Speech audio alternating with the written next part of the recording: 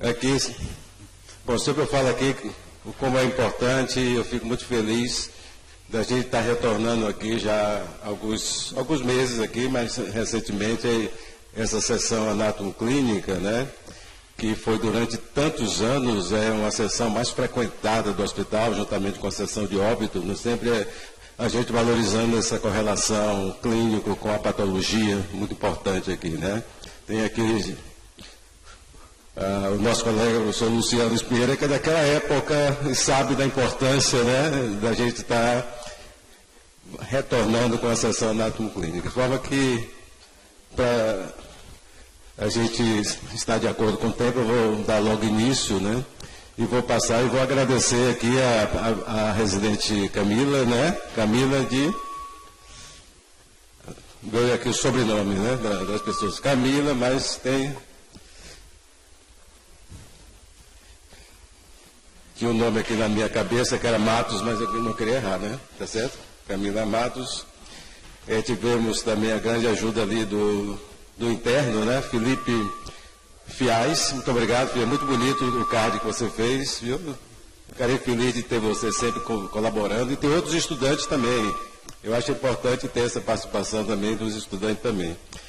Mas eu acho que a gente tem que dizer que essa sessão...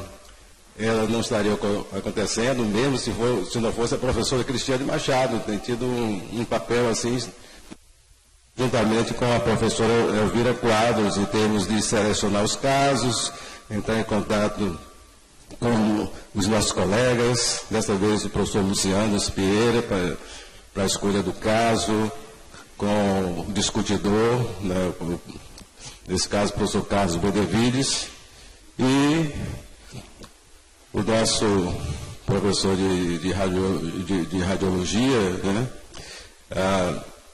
O professor César Araújo, quem está tendo aqui a satisfação de ter ele, professor Rosa, você também pode voltar também colaborar com a parte radiológica também, que tem sido muito importante essa imagem. Então, eu agradeço a todos vocês que estão presentes e vou dar início aqui, chamando a nossa médica residente, Camila Matos, né, para dar início.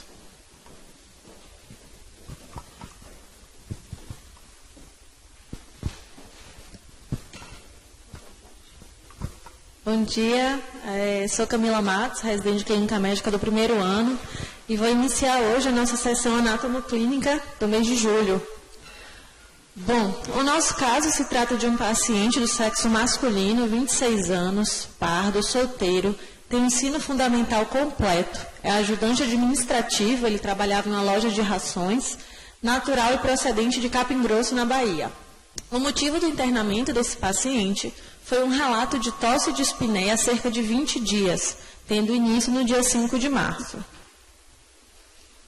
Bem, em relação à história da doença, é informado que esse paciente era previamente ígido, não tinha nenhuma comorbidade prévia, e há cerca de 3 meses, isso foi no início de dezembro de 2023, ele passou a cursar com quadro de dor em região lombosacral.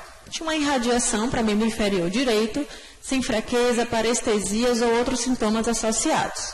Essa dor progrediu em pior ao longo das semanas, até que interrompeu as suas atividades laborais.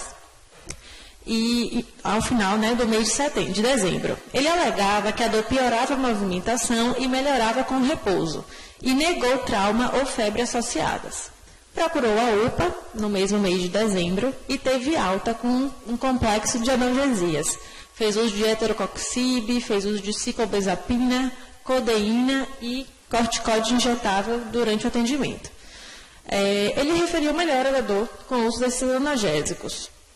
2 meses após, já em janeiro, ele passou a cursar também de forma insidiosa com uma dor em hemitórax direito. Era uma dor em aperto, sem irradiações ou fatores precipitantes, além de uma dor em quadrante superior direito do abdômen.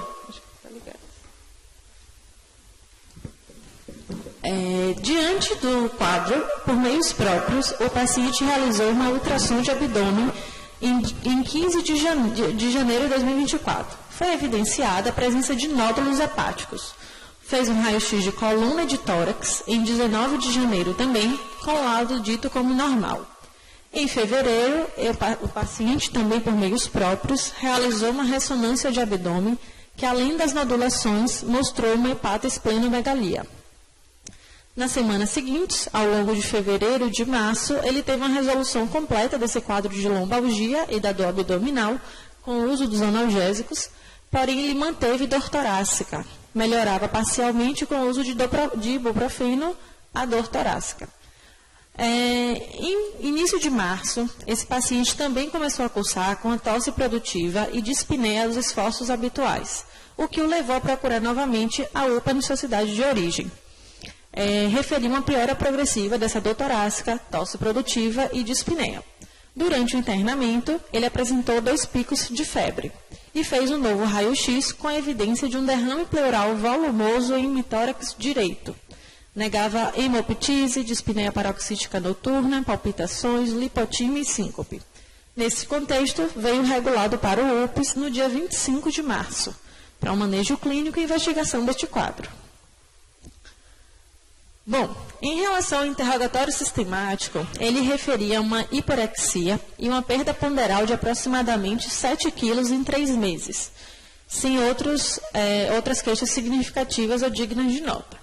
Dos hábitos de vida, era um paciente ex-etilista de grande monta, aos finais de semana, e que estava abstêmio há 3 meses. Também era tabagista eventual, não sabia especificar exatamente cronologia, quantidades, mas informava que era tabagista e negava o uso de outras drogas. Tinha uma vida sexual ativa, sem parceira fixa e fazia uso regular de preservativos. Nos seus antecedentes, ele referia uma nefrolitíase em abril de 2023, tinha alergia a paracetamol e negava o uso de medicações contínuas. Também negava cirurgias, transfusões ou outras alergias. A epidemiologia dele era positiva para a esquistossomose e era negativa para Chagas.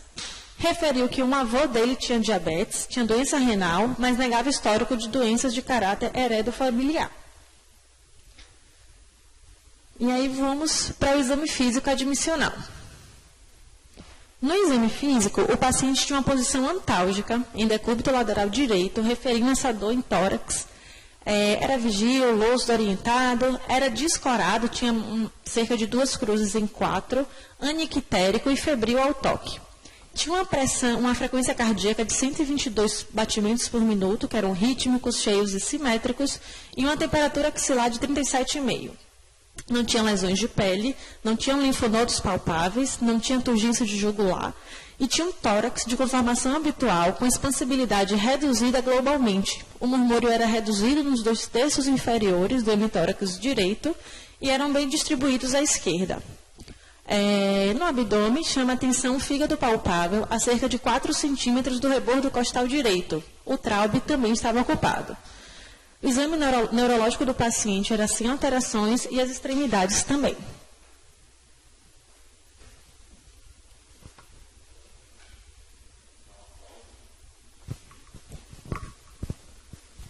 Pessoal, bom dia.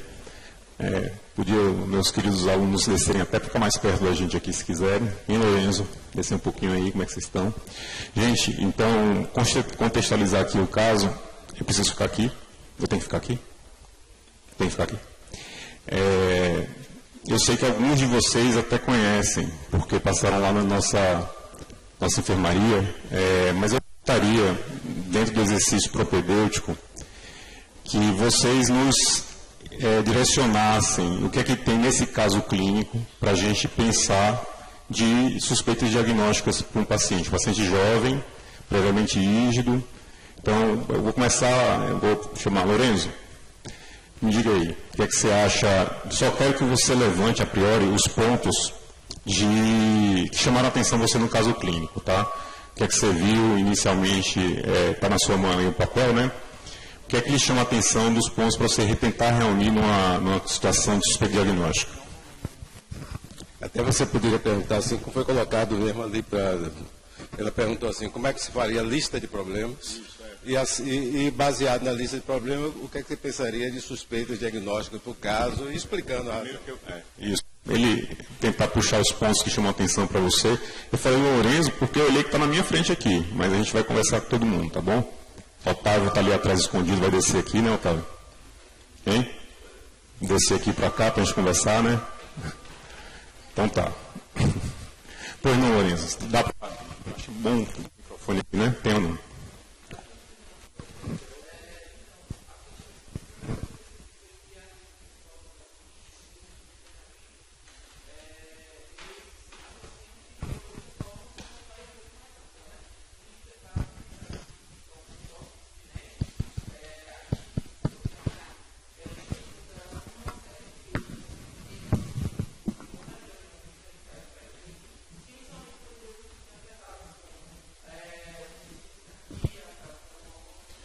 Então vamos, para tentar te ajudar, né? Então uma coisa que você acha que está como lista de problema é um quadro de tosse persistente, né?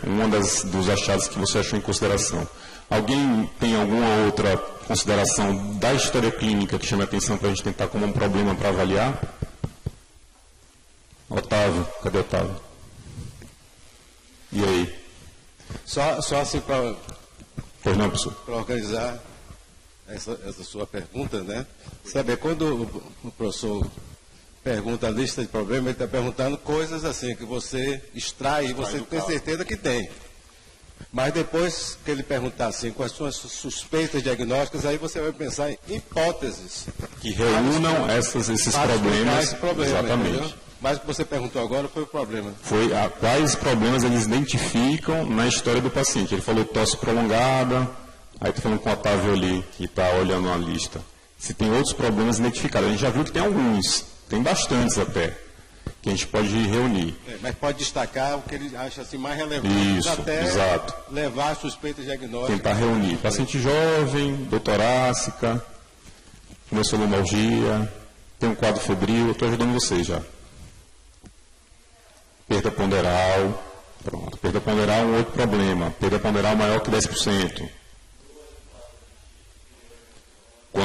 Dor em quadrante superior e dor torácica, né? Então tem um quadro álgico em vários setores, vários locais, né? Então vamos... Torácica, ok. Então vamos dar o próximo passo.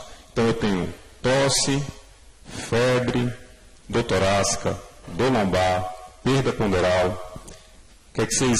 Agora indo para algumas suspeitas, paciente jovem, o que é que vocês pensam que isso poderia, dentro do... O que é que você acha, minha querida?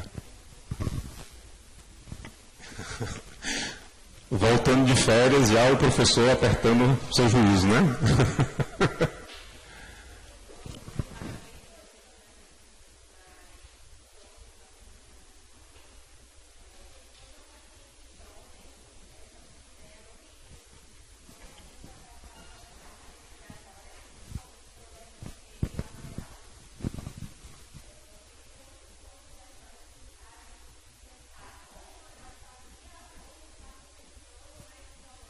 Arrastado. Perfeito. Ok. Vamos agora voltar para o pé. Deixa eu ver que a luz aqui está atrapalhando um pouquinho. Estou com a minha residente também, então Terezinha. Assim, não sei se todos ouviram, ela pegou essa tentar lista, captar, né? O que a lista de problema, ela pensou que poderia ser, será que é um quadro infeccioso? Será curso, que é um quadro de curso indolente ou uma neoplasia. Então, ou um quadro de infecção de curso indolente, que a gente já pensa algumas coisas ali, ou um quadro de uma neoplasia mesmo, paciente jovem, que pudesse reunir essas características, né? Para cada uma dessas hipóteses. No caso de infecções de curso indolente, paciente jovem, com essas características que a gente falou, alguém tem alguma ideia de que poderia... Também. Faltaria algumas outras informações, né, mas sem dúvida nenhuma tem esse achado também. É hepatosplenomegalia que não entrou na lista de problema, ele está resgatando aqui agora. Isso aí que eu vou colocar. Quer dizer, um determinado achado, ele pode realmente entrar na lista de problema, porque você achar que ele é muito relevante para lhe conduzir realmente os seus pensamentos diagnósticos. Essa hepatosplenomegalia era muito importante desse paciente. Entendeu? Para outra doença prevalente aqui, né, no nosso interior também, que cursa com hepatosplenomegalia. Está dentro nós não, anemia, vou deixar para você colocar, não vou colocar, mas pegar essa hepatosplenomegalia é uma coisa importante em termos de problema, até porque realmente quando a pessoa no quadro infeccioso, ela começar realmente a pensar nas suspeitas, eu acho que algumas possibilidades que Sem com dúvida. certeza vão ser colocadas aqui pelo professor, elas vão aparecer. Ok. Tá, então, para não alongar muito, acho que o pessoal participou bem, então a gente tem aí duas vertentes principais em relação aos diagnósticos sindrômicos. Síndrome relacionada à parte de neoplasia, perda ponderal, dor torácica, pulso arrastado, febre, né, perda mais de 10%, do outro lado hepatite pleno, tosse, perda ponderal, pensando em causas infecciosas, né? Então a gente vai caminhar e ver se na evolução da enfermaria esse paciente começou, ele foi admitido na clínica médica, então como é que foi feito esse desenvolvimento e avaliação desse doente, tá bom? Vamos lá.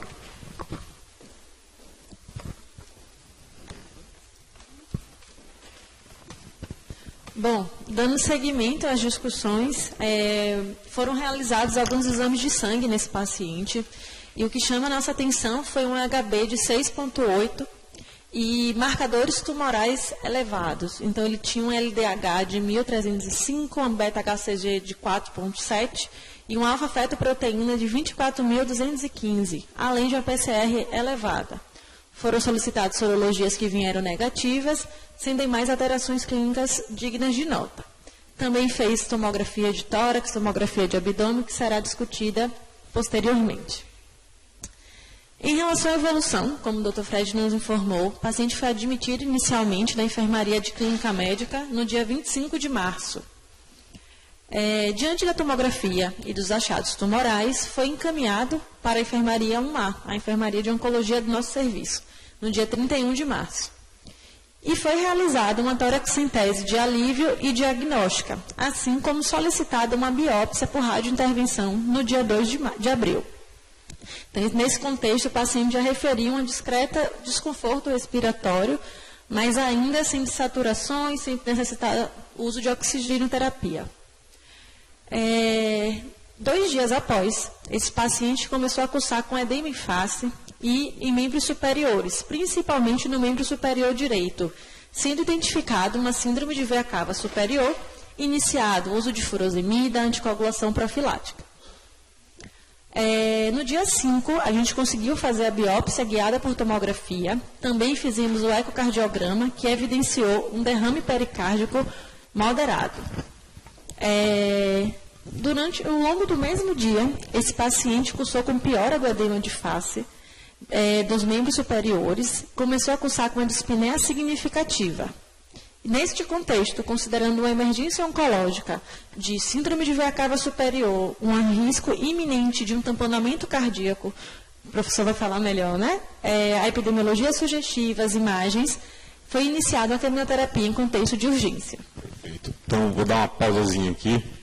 Então, aqui, ó, a gente tem uma história que falou, não, a gente tem 2 caminhos. O caminho da infecção, curso indolente, febre, perda ponderal, dor torácica, tosse, e o caminho que vinha, perda ponderal, mais de 10%, dor torácica, dor lombar, em muitos, hepatite esplenomegalia. Dentro desse contexto, a parte de infecções, a evolução rapidamente nos tirou um pouco disso. Mas chamou mais atenção o quê? A gente está falando lá em cima, que havia um predomínio de sintomas do andar superior do abdômen, tóraco, né? Tóraco, a dispneia piorou, a derrame pleural, e evoluindo com uma síndrome, que é uma urgência oncológica, chamada síndrome de veia cava superior, que é caracterizada por edema de face, macroglossia, a piora de dispneia. Assim sendo, é um novo problema. Então, a gente precisa pensar dessa forma. Que aí vem a patologia nos traz essas informações, a imagem vai trazer as informações. Quais são as doenças que podem ter dentro da oncologia, esse diagnóstico? Aí é que a gente deu um passo adiante. Quais são os tumores, as neoplasias que podem evoluir com esse diagnóstico? Eu não sei se as imagens já estão na sequência. Tá. Essa aqui, né? Mas aí, agora já mudou um pouco. A parte infecciosa se esvaiu um pouco. Se eu pensar, hepatite pleno, febre, perda ponderal, poderia ser calazar? Agora não está com cara. Hepatite pleno, perda ponderal, febre. Poderia ser tuberculose sistêmica? Agora parece que o negócio não caminhou muito por aí. Então, agora que a gente vai ter que realmente entrar no caso e ver que diagnóstico oncológico nós temos.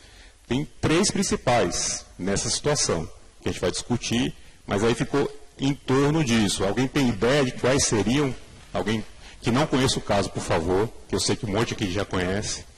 Teria ideia de uma lesão em abdômen superior, com veia cava superior, né, com síndrome de veia cava superior, curso rápido, paciente jovem, que neoplasias poderiam ser nessa característica, poderia evoluir dessa forma? Alguém quer dar um...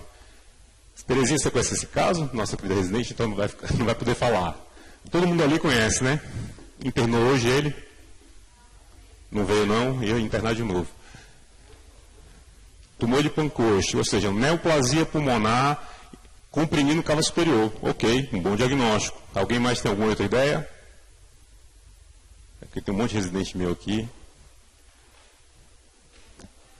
Hã?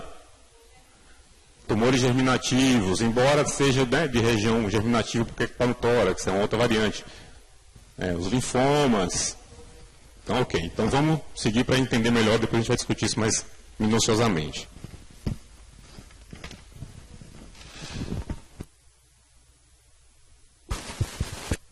Bom.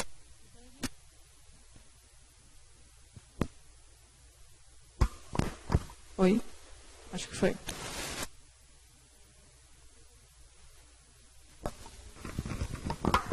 Alô?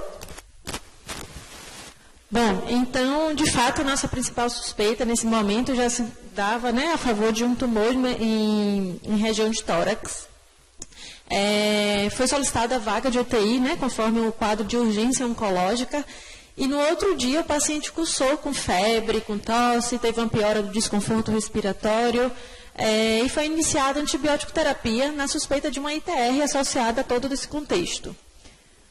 No mesmo dia, a gente conseguiu o leito de UTI, né, pensando numa vigilância clínica infecciosa. Ele continuou em uso da quimioterapia, mesmo em leito de UTI mesmo, e finalizou esse primeiro ciclo em caráter de urgência. Foi um ciclo BEP, o professor vai sinalizar após, no dia 9 de abril. Ele retornou à enfermaria estável, com melhora completa do quadro edemigênico que ele vinha, do desconforto respiratório, já sem uso de oxigênio terapia, e aí chegou o laudo do anátomo patológico e essa amostra foi encaminhada para a imunohistoquímica. Rádio, imagem. Isso.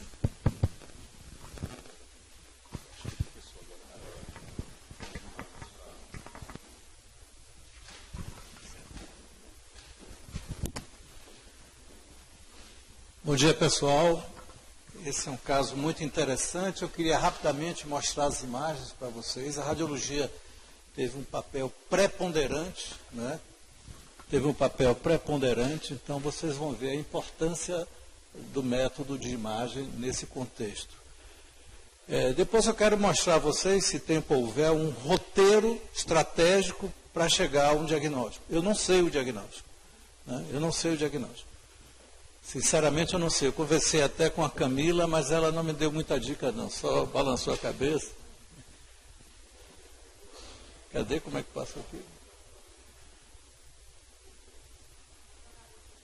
Hein? Ah, tá. Vai fazer a troca.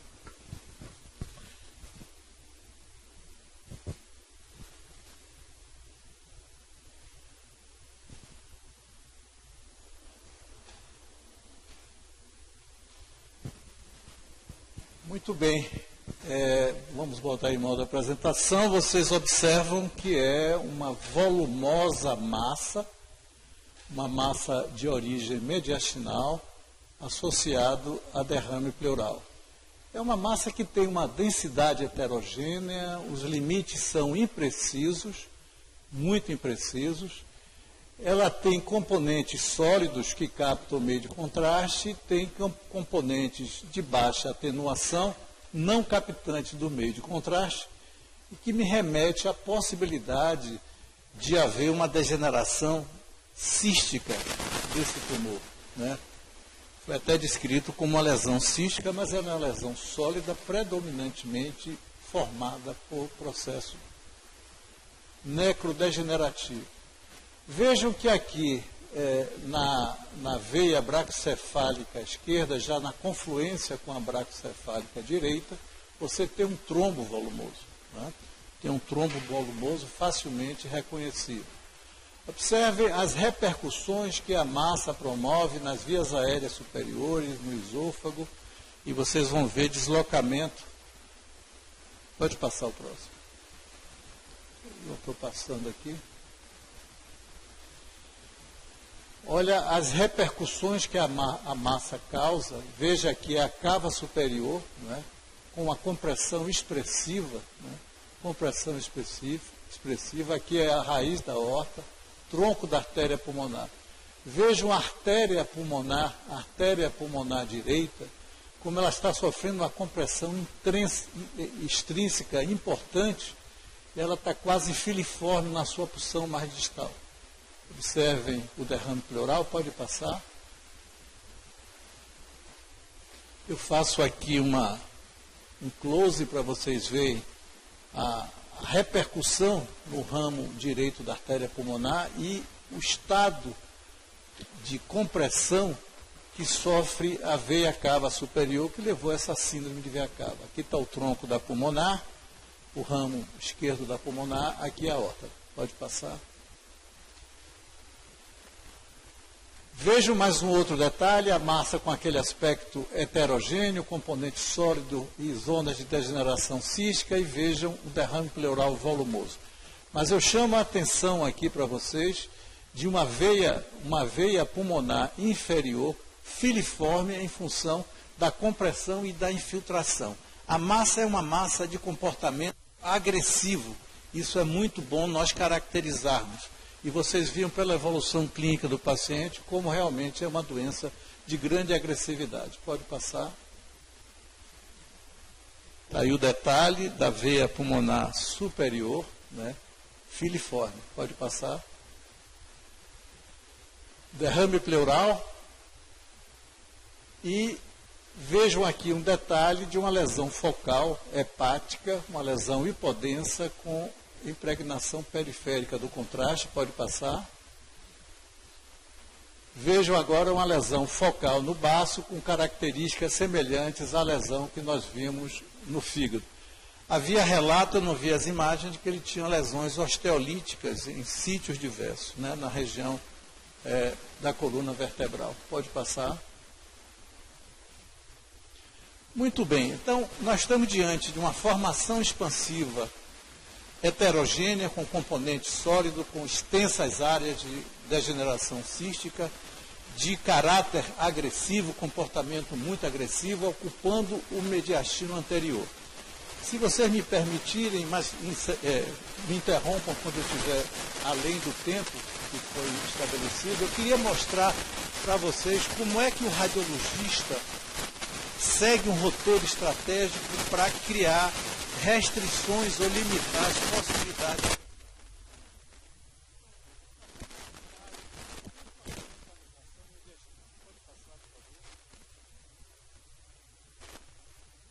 Antes disso, eu quero mostrar cada um desses métodos de imagem tem as suas funções.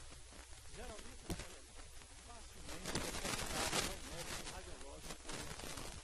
Obviamente que as restrições, as limitações do método são importantes, mas ele é capaz de demonstrar com facilidade essas lesões que crescem em estado geral. A tomografia é o método de assessoria, é o método certamente mais importante, mais acessível, caracteriza muito bem a lesão. A ressonância tem uma excelente resolução, caracteriza a tomografia, a composição do tecido da célula. E nós temos algumas alternativas técnicas na ressonância que nos dá subsídio importante. Por exemplo, o químico Schaefer nos indica a composição de estrutura intracelular. A ressonância de difusão nos permite diferenciação metabólica e biofísica. Então, a abordagem semiológica é voltada para o diagnóstico topográfico da lesão, dentro da segurança contra a lesão se originar. Buscar estabelecer a estrutura acometida e, a partir daí, definir qual a lesão mais provável.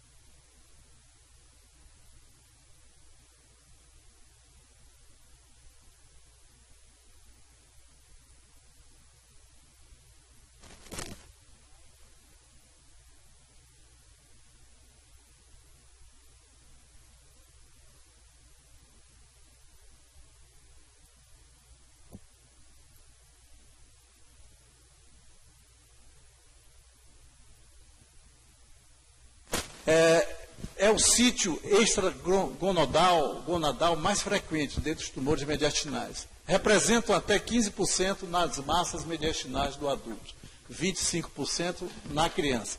Raramente, muito menos frequentemente, ele ocupa o mediastino posterior. A classificação patológica é em teratoma, né, e os tumores não seminomatosos. Pode passar. O seminoma mediastinal é o mais comum dos tumores malignos de células germinativas. Ocorre numa faixa etária entre 10 e 39 anos, mais frequente nos homens. É uma massa de tecidos moles, uniforme, grande, com bordas lobuladas. Importante chamar a atenção que em 10% tem elevação do beta-HCG. As metástases são frequentes. Então, atenção para esse caso, porque essa possibilidade, porque nós identificamos metástase hepática, metástase no baço e metástases ósseas. Adiante. Veja o aspecto muito parecido com o caso que nós estamos discutindo de um seminoma mediastinal. Pode passar. Os tumores não seminomatosos são mais heterogêneos na sua composição. Existem frequentemente áreas de necrose, hemorragia e degeneração cística. Beta-HCG e alfa-fetoproteína são marcadores tumorais de extrema importância. Eu não tenho esses dados. Então, nós temos que pensar no teratoma, no tumor do saco vitelino, no coriocarcinoma e no carcinoma embrionário. Então, para mim, são as principais causas, as causas mais importantes são esses tumores de células germinativas, né? Seminomas e não seminomatosos. Pode passar. Eu consideraria, veja como aspecto superpõe perfeitamente com o caso que nós estamos discutindo. Pode passar, já estou terminando. E lembrando apenas a possibilidade de linfoma, principalmente o linfoma Hodgkin, e considerando um tumor que pode ser muito agressivo, características de imagem semelhante, né? Mais raro e que pega uma faixa etária bem mais elevada, que é o carcinoma tímico ou carcinoide tímico. Então, eu ficaria com essas possibilidades diagnósticas, mas dando ênfase nos tumores de células germinativas, pensando num tumor não seminomatoso. Muito obrigado.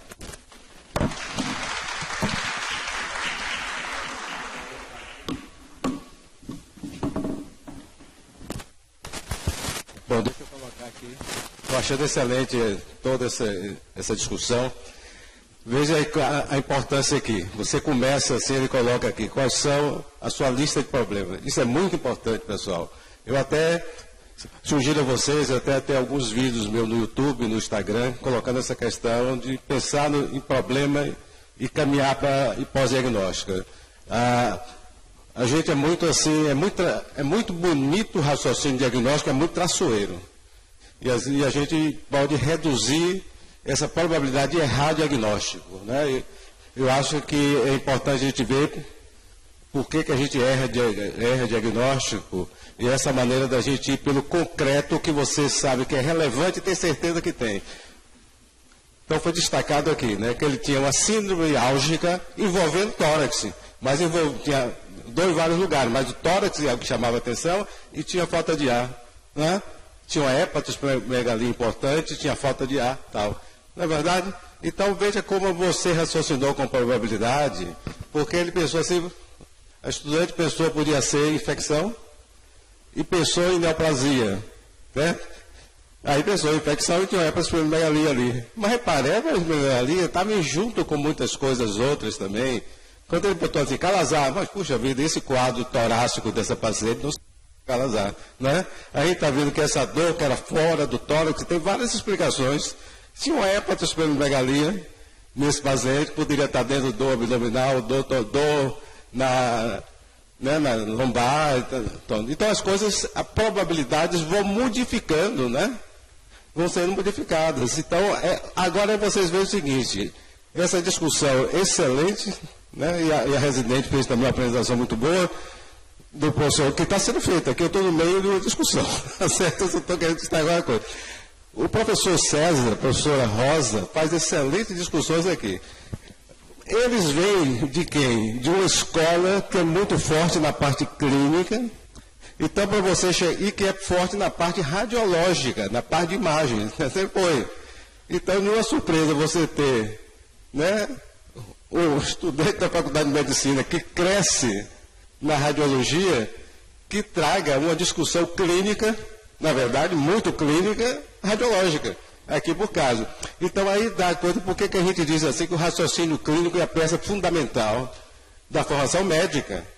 E que a integração do conhecimento é fundamental. Por que a patologia é fundamental? Eu valorizo demais, quer dizer, a sessão de autoclínica tem que voltar, a sessão de óbito tem que voltar, né? E aqui a gente valoriza raciocinar clinicamente, aprender desde o primeiro semestre do curso de medicina. Isso é um crescendo, né? Até ser César, até ser, né, Carlos e Fred e tudo mais. Eu acho que tem isso aqui, pessoal. Eu queria fazer só isso aqui, só para destacar o que vem sendo feito. Não sei se seria quem viria aqui. Diga.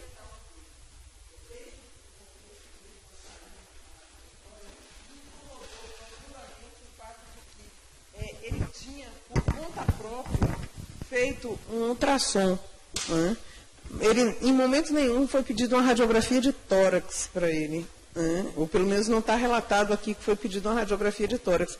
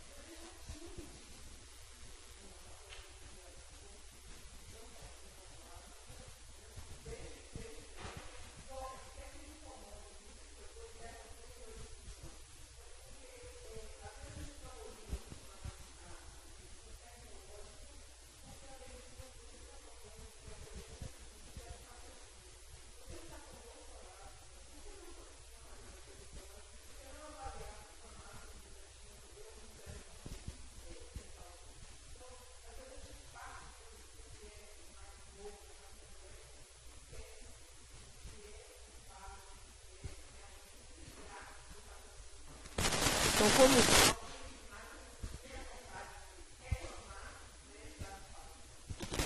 da inclusão do exame como parte dos achados. Muito bem colocado, o que já mudaria a sua lista de problemas logo no início. Né? Já mudaria a lista de problemas. O nosso raciocínio clínico seria muito melhor conduzido, não é?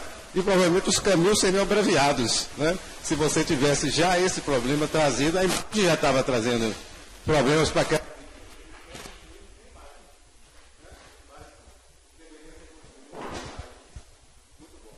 Você passaria agora para Luciano, por favor. Você não sabe o prazer que eu tenho aqui de ver aqui os patologistas. Luciano, viu? Fico no hospital, né? Boa tarde ou bom dia para todos aí. Esse é um caso muito interessante e chama a atenção nos exames laboratoriais, uma deshidrogenase lática bastante elevada, o que significa que é um processo que tem muita necrose e alfa-fetoproteína disparada. Uma coisa que eu pensei bastante, não foi tocado aqui, mas é importante incluir no diagnóstico diferencial de pacientes que vêm com febre prolongada e hepatocitomegalia, é a possibilidade dele ter uma síndrome de imunodeficiência, né? Então isso muda. Então a hepatocitomegalia, no paciente com febre prolongada, HIV positivo, com lesão mediastinal, a possibilidade de tuberculose tem um valor preditivo positivo muito grande. Então não esquecer de colocar nisso. Né? Então é importante incluir doenças infecciosas no diagnóstico diferencial. Esse caso, na verdade, é um caso bastante clássico, que nós vamos mostrar as características principais, e o diagnóstico foi realizado sem grandes dificuldades, do ponto de vista anatopatológico. Depois eu vou explicar um pouquinho quais são as dificuldades que nós, patologistas, podemos nos deparar com esses tumores mediastinais de origem celular, que eu vou definir daqui a pouquinho. Então, vocês já observam aqui uma biópsia muito bem feita, de agulha, né? Aí quem fez a biópsia eu não sei, mas está muito bem feita. dá para ver aqui e aqui uma celularidade muito grande e aqui essas extensas áreas de necrose de coagulação. Então, vocês veem aqui os pontinhos vermelhos, mas não veem o detalhe celular. É uma neoplasia que nesse campo aqui, vocês vão ver que ela vai mudando aos pouquinhos na medida em que a gente vai evoluindo na análise das outras partes da amostra, daí a necessidade realmente de uma biópsia de agulha boa. Eu posso dizer para você, o que é biópsia de agulha boa? Uma biópsia de agulha boa é aquela biópsia que mede pelo menos 1,5 centímetro de comprimento. Fora isso, prejudica muito tanto a análise de processos inflamatórios hepáticos, estadiamento da fibrose hepática, em hepatopatias crônicas, assim como a caracterização de neoplasia, porque a neoplasia ela pode ser variada, como acontece nesse caso. Tem um canto uma coisa, no outro canto outra, e até do ponto de vista imunohistoquímico é que nos ajuda a apresentar também expressão diferente. Então, antes de mais nada, tem que ter uma biópsia boa, né? 1,5 centímetro em diante, né? E se consegue facilmente. Então, nesse campo aqui, dá para ver maior aumento, que corresponde a esse campo aqui, que são células sem nenhum grau de diferenciação. Células alongadas, células poliédricas, né? Uma hipercromasia nuclear, um estroma frouxo. Então, aqui eu posso dizer apenas, como eu fiz no laudo provisório, antes de liberar a imunistoquímica, como uma neoplasia maligna indiferenciada. Foi o que foi feito, né? Pode passar. Em outras áreas, né, você vê, além das células... Cadê? Está aparecendo aqui? Tá. A bateria não está ligando, não. Tá, tem outra aí? Essa bateria aqui não está funcionando, não. Tem outro? Bom, então deixa. Vocês veem na parte de cima, nos dois slides de cima, que as células já são um pouquinho diferentes, né? São células mais seminoma-like, quer dizer, semelhantes a seminomas, são células mais regulares, redondinhas, né? Mais agrupadas, e essa parte de baixo aqui, ó, eu poderia pegar aqui para vocês e ensinar esse caso aqui, esse campo aqui, como um provável coriocarcinoma, né? De células trofoblásticas extremamente atípicas, né? Então você vê que é uma neoplasia. Quando a gente tem uma neoplasia assim, com essa apresentação tão anárquica do ponto de vista morfológico e variada, nós vamos pensar em algo germinativo, em algo que venha de uma célula ainda pluripotencial, que não tem uma diferenciação assumidamente clara, né? E aí precisa resolver a imunistoquímica. Mas, para nossa felicidade, lá adiante, pode ir. Vocês vêm aqui nas setas, né? Apontando, pô, pena tá, esse projetor, esse negócio. Vocês veem aqui uma pseudopapila, tá vendo? Como se fosse uma projeçãozinha. No centro tem um vasinho, né? Isso se repete aqui em cima, realmente não está acendendo. Repete aqui em cima, esse buraco no meio é um vaso, né? Com as células endoteliais e as células neoplásicas formando esse arranjo. Então, esse aí já começa a caracterizar o que nós chamamos, muito característico desses tumores, que vocês vão ver daqui a pouquinho o nome dele, que são os corpos de Schindler-Duval, né? Então, às vezes, a gente tem uma expressão imunohistoquímica de tumor embrionário, que nesse caso foi clássica, com alfa-fetoproteína, mas pode vir misturada com beta-HCG, pode vir misturada com outros marcadores, que esses tumores podem ser misturados. Porque a célula germinativa, ou ela fica germinativa primitiva de vez, ou ela vai se diferenciando em vários ramos, de um ramo só ou de ramos misturados, que são chamados tumores mistos de células germinativas. Mas o corpo de Schindler-Duval é uma característica extremamente clássica desse tipo de tumor, que eu vou mostrar para vocês. Todo mundo está vendo aqui, né? Bom, aqui em outras áreas, mais bonito ainda, e esse é clássico, esse está de livro, né? Aqui em pequeno aumento, e aqui de livro, o corpo de Schindler-Duval. Você nota que as células são hipercromáticas, feias, né? Mas o arranjo dela, né? Porque as células, elas podem, nós patologistas, nós podemos interpretar uma neoplasia olhando a morfologia da célula, mas também olhando o arranjo com que ela se dispõe. Nesse caso, a morfologia não ajuda tanto. O que ajuda é a disposição dela sob a forma dessas pseudopapilas. Infelizmente, não está acendendo. Tá, volta aí para mim. Volta.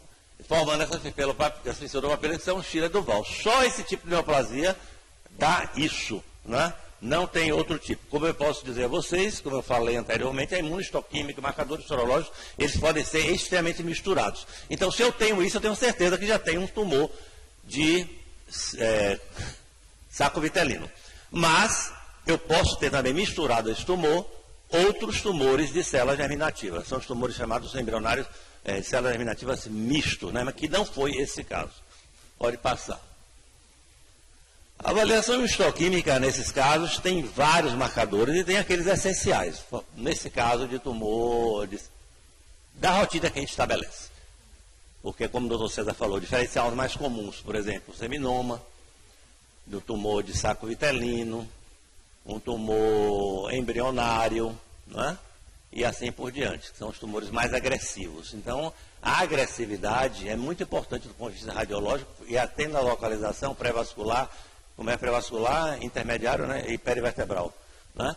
E aí você, se tiver agressão, infiltração, você já, como é que chama, pensa em algo maligno, né? Além da dehidrogenase lática que estava estourada nesse caso. A avaliação histoquímica básica pode passar. Esses tumores, eles expressam citoqueratina, né? Vocês veem aqui a citoqueratina policlonal, toda expressada aqui, o que tem de marrom, os núcleozinhos de azul. Então, ele é uma característica dele, mas não só desse tumor. Podem outros tumores embrionários expressar citoqueratina, só que não é tão forte. Então, aí é outro tipo de análise que a gente usa. Como é um tumor de célula germinativa, às vezes você pode ter no tumor de saco vitelino uma expressão de beta-HCG, sem que ele tenha um seminoma. Mas aquilo é uma expressão isolada, focal e não consistente. Porque célula germinativa pode dar tudo. Mas nesse caso, já olhando o corpo tireoduval, a gente já garante que é um tumor que tem o componente principal dele de saco vitelino. Então ele é consistentemente positiva, mas não é exclusiva desse tipo de tumor. Pode passar. Alfa-fetoproteína, você vê alfa-feto? 24 mil, quer dizer, elevadíssimo, né? Então vocês veem aqui em marrom, todo ele, inclusive o corpo tireoduval, como está lindo ali, é positivo em até 70% dos casos. Então você vê, olha que coisa interessante, né? Você vê, e os outros 30%, eu faço o quê? Você relaciona, patologia é correlação. Até quando eu era professor, não sei se tem alguém, aluno meu aqui, nos meus últimos 8 anos, meu curso era 100% PBL. Eu não botava patologia, eu botava raciocínio clínico patológico, né? Então, é a correlação, não esquecer nunca disso. Vai adiante. CD117 é um marcador que dá positivo nesses casos, mas não é específico também. Na realidade, o CD117 é muito mais utilizado na rotina da gente de oncológica de GIST, aquele tumor gastrointestinal e estromal, né? Mas pode dar positivo também aí, pode passar. O outro tumor, CD30, olha aí que coisa interessante. Cezinha falou de linfoma, né? Entendeu? Então, às vezes, pode dar CD30 positivo. CD30 positivo é um marcador linfomatoso, principalmente tumores de Hodgkin, né? Linfomas de Hodgkin. Mas aí que eu digo, a gente não tem que olhar isoladamente cada marcador. Primeiro é a inotoxilina e a eosina, isso é fundamental. Para a partir daí você pedir os marcadores corretos. Senão você pede 30 marcadores, o custo vai lá para cima e você não chega a nada. Absolutamente nada. Nesse caso, CD30 positivo, vamos supor se fosse CD30 positivo focal. Não mudava nada para mim, nesse caso. Não podia ser difuso, né? Adiante. A fosfatase alcalina placentária é um tumor importante, seminoma, que Cezinha falou aqui, né? Seminoma é um tumor frequente nessa faixa etária também, mas a fosfatase alcalina placentária, ela é constantemente positiva, nesse caso foi negativa, mas pode ser, você lembra aquelas células feias que eu mostrei ali, que pareciam trofoblastos? Ela pode ser positiva focalmente ali, mas não quer dizer nada. Absolutamente nada, pode ir. O CT4 é outro marcador de células germinativas, deu negativo, consistentemente, nesses casos é negativo e consistentemente é positiva no seminoma, né? Pode ir adiante. E finalmente mostrando a agressividade desse tumor, a proliferação, o índice proliferativo, que é a expressão de KI67, é praticamente mais de 90% das células. Então, aquela da hidrogenase lática positiva, com muita necrose, com tudo isso, então, tumor, tinha muita infiltração, não tinha nesse caso? Veia cava não, era. Tem a veia cava? Tinha de tudo. Então, isso corresponde também com a agressividade desse tumor embrionário altamente maligno. Como vocês viram na apresentação de César, ele mostrou tumores embrionários e outros vários tumores também benignos, como, por exemplo, teratoma, mas teratoma pode ter seu componente maligno, né? E assim por diante, né? O timoma pode ter o seu componente maligno e assim por diante. Mas o conjunto desse caso é um caso muito clássico, muito fácil de resolver. Pode adiante. O tumor, o diagnóstico foi esse. Pode ir adiante. O diagnóstico diferencial, como eu já falei, só rapidinho, VAPT-VUP, pode passar, são esses tumores todos que já foram falados, né? Carcinoma embrionário, seminoma, coriocarcinoma, teratoma imaturo, e tumores de células germinativas mistas, que são, como eu disse a vocês, então, célula germinativa pode abrir um leque enorme, ela pode afunilar ou não afunilar, entendeu? E aí são chamados mistos, são tumores muito agressivos, todos eles. Pode passar. Só para um resumozinho, a frequência relativa desses tumores, o teratoma aqui que vocês veem, 43% a 74% é a maior parte dele, e o tumor do saco vitelino, está aqui em azul, é a menor quantidade, né? 2 a 12% nessa faixa etária desse paciente. Pode passar. Em relação ao percentual desse tumor, a idade, melhor dizendo, né? A idade predominante é justamente a desse paciente, né? Que ele tinha 18 anos de idade, pode passar. É engraçado, né? A gente fala assim, tumor célula germinativa, que vem na cabeça logo é criança, né? Mas não é, né? Tumor mediastinal. E o compartimento predominantemente anterior, mediano, posterior, que você já falou sobre isso. E múltiplo, né? Você pode ter. Nesse caso aí, você deu para definir se era, ou já era todo tomado o compartimento? Deu para anterior, deu para definir, né? Não, no caso deu para definir, porque ele está tão grande assim que eu pensei que ele tivesse infiltrado tudo. Ah, entendi. Eu vi, aí dá para distinguir. Pô. Pronto, vai passar, acho que terminou. Obrigado.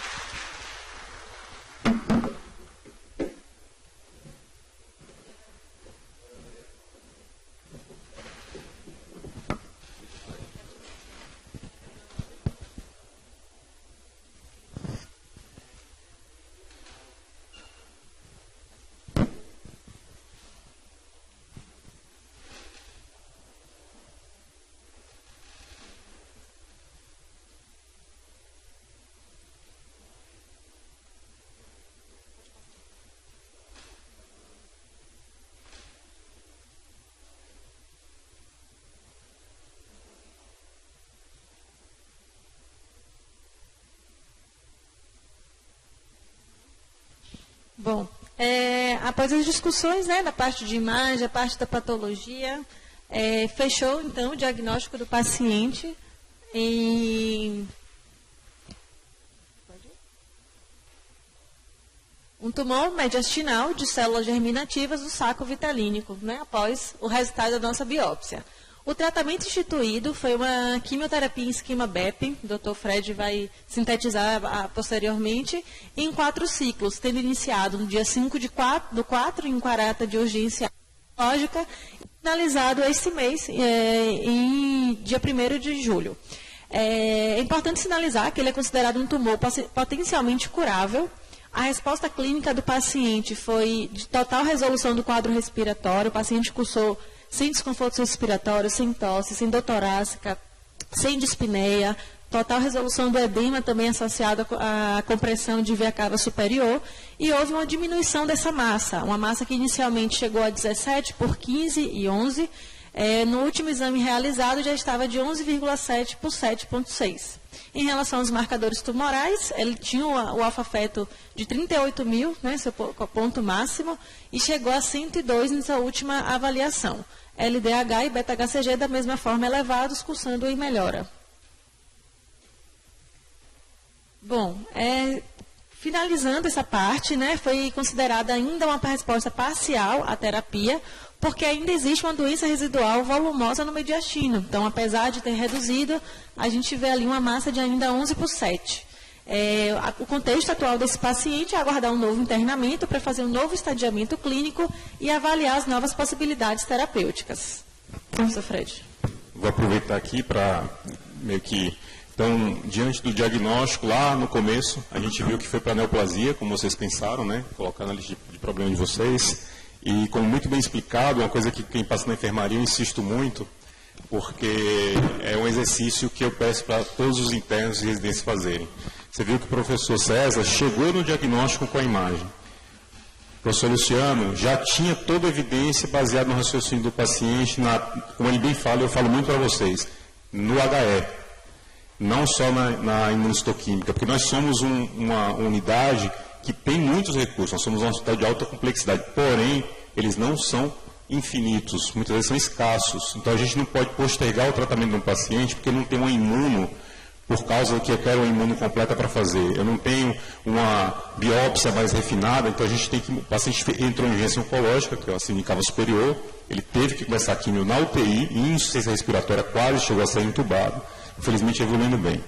Os carcinomas embrionários, ou tumorcistato vitolínico, os tumores não seminomatosos do mediastino, eles guardam realmente um pior prognóstico. São neoplasias mais agressivas, neoplasias muito difíceis de curar, caracteristicamente homens em mediastino anterior, com evolução que, infelizmente, nesse caso, foi muito arrastada. O paciente já tinha sintoma desde dezembro, já tinha imagem, como o professor Rosa falou, falando que a neoplasia e ficou nessas UPAs da vida aí, tomando analgésico sendo mandado para casa. A gente tem uma resposta muito boa dele, às vezes a gente tem lesão residual, porque tem teratoma associado, mas não sei se é exatamente isso, porque o marcador ainda está positivo. No nosso tratamento, a gente precisa que o marcador zere para tirar todo o componente que é imaturo, para daí fazer o resgate cirúrgico, tirar as lesões residuais que fiquem no intestino anterior. Ele ainda está com o marcador um pouco elevado, a gente vai reavaliar essas lesões, ver se isso realmente aumentou ou não, para ver se ele precisa fazer mais um período de quimioterapia, um resgate de mais 2 ciclos e operar. Mas a evolução desse paciente foi realmente uma mudança, ele ganhou peso durante a quimioterapia, ele começou a fazer químio e começou a ganhar peso.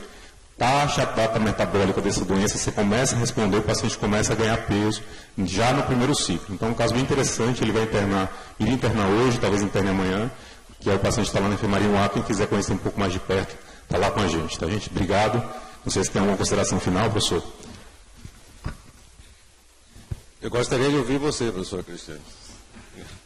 Queria, assim, até porque você escolheu esse caso e a sua visão de toda essa discussão, como é que você vê esse trabalho seu tão importante, né, em termos do raciocínio clínico dos estudantes, dos residentes, como é que você... Né, fala aí, como você escolheu, por que você escolheu esse caso e quais são os seus objetivos trabalhando nessa sessão?